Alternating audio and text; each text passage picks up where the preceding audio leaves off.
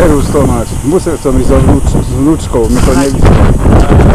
Natočil si tú knihu vpredu. Ktorú? Tú knihu máš natočiť chlapcom, taký dobrý.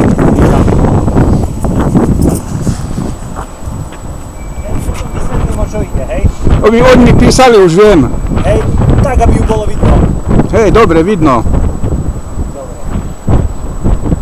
Dobre, potom popíšem, ako rozprávame, Hej. hej? Ešte len porob takú detail na tú knihu, potom im pošleš video.